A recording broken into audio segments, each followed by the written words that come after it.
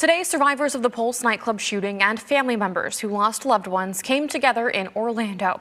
It comes after weeks of change at the One Pulse Foundation. First, parting ways with its founder, and then the news a memorial would no longer be built at the site of the 2016 attack.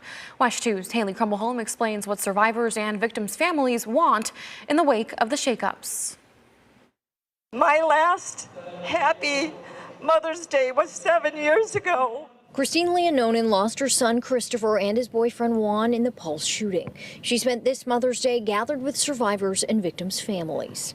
Ask the One Pulse Foundation, what have you been doing for 7 years? What have you been doing? There's no memorial.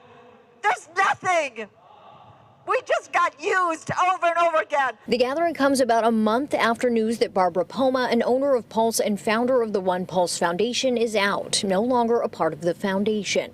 And just weeks after the foundation announced the memorial would not be built at the site of the Pulse nightclub after negotiations to obtain the property broke down. Leononen called for the foundation to be handed over to survivors and victims' families. We are the Pulse tragedy. The 49 families and the 53 serious gunshot survivors. We should own One Pulse and control it, because we could do the same thing they've been doing, but we would take care of each other. Tiara Parker, a survivor of the shooting who also lost her cousin Akira, spoke out too. This tragedy turned into a profit.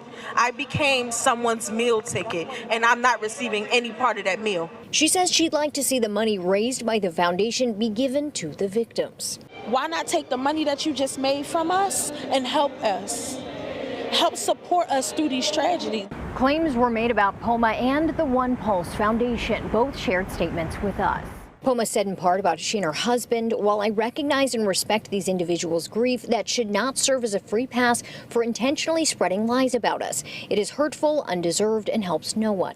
The foundation said in part, the One Pulse Foundation respects the solemnity of today for those who have lost loved ones. However, the claims made today about the foundation are untrue and misinformed. The One Pulse Foundation publishes its audited financial statements and 990 on its website, a practice it has adhered to every year since its inception.